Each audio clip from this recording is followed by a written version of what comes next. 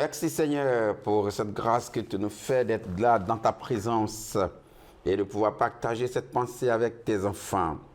Je prie que ton esprit soit avec eux, que ta grâce les soutienne et que tu sois leur force dans ce confinement. Citoyens et citoyennes de la Cité de la Grâce, que Dieu vous bénisse. C'est vrai, nous avons vivement envie de vous voir, mais à défaut, recevez les grâces et les bénédictions du Seigneur et sachez que nous ne cessons de prier pour vous. Nous sommes en train de faire notre programme Dieu est capable. Et qu'à ce programme-là, vous soyez bénis et soutenus par l'Esprit du Dieu vivant. Nous allons lire un passage dans Ésaïe, le chapitre 8, à partir du verset 23. Il est dit ceci: mais les ténèbres ne régneront pas à toujours sur la terre où il y a maintenant là des angoisses. Si les temps passés ont couvert de probes le pays de Zabulon et le pays de Nephtali, les temps à venir couvriront de gloire la contrée voisine de la mer, au-delà du Jourdain, le territoire des Gentilles.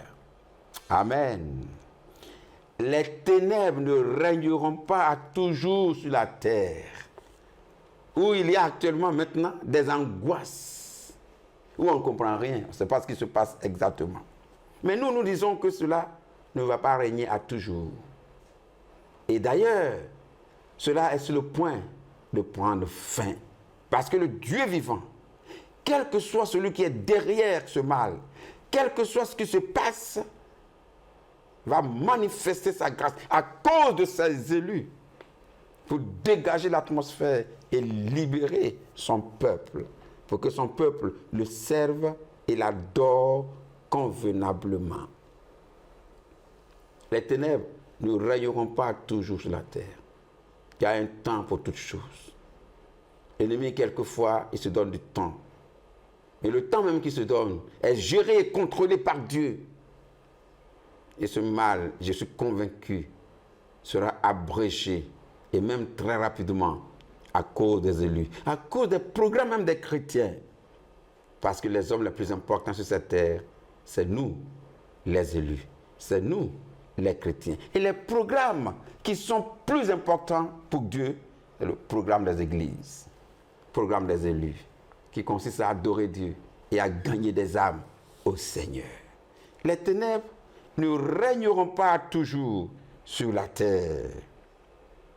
Et si les temps passés, le temps présent, qui nous couvre de preuves, de honte, de difficultés, de détresse, d'angoisse, qui démontre notre limite et notre petitesse face aux fléaux et face à toutes sortes de catastrophes naturelles, eh bien Dieu promet à son Église, Dieu promet à son peuple, Dieu promet à ses enfants des temps meilleurs, des temps de gloire, des temps de bénédiction, un avenir encore plus glorieux.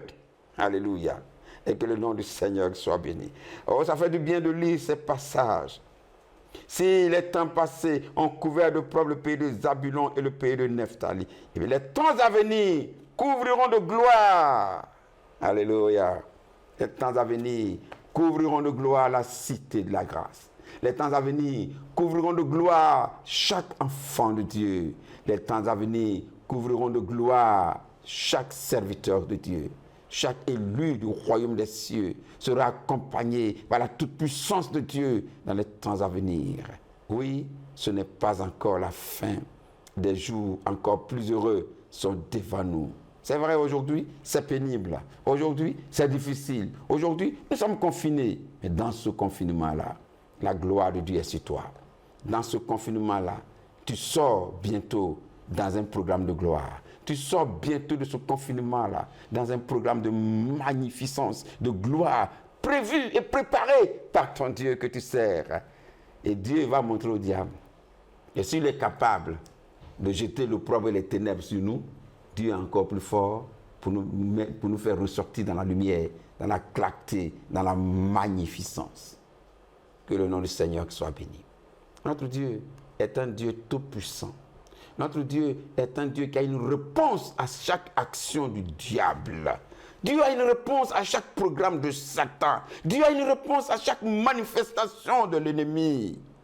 Et autant l'ennemi veut nous faire sombrer dans les ténèbres, dans l'angoisse, dans le stress, autant Dieu veut nous élever dans la gloire, dans la magnificence et nous couvrir de joie, de bonheur et d'allégresse. Oui, notre Dieu n'a pas encore dit son dernier mot.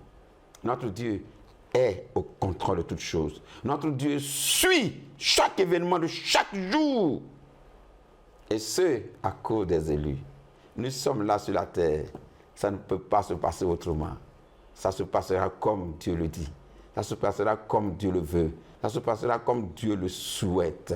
J'entends des gens dire beaucoup de choses. On entend beaucoup de choses. On voit beaucoup de vidéos.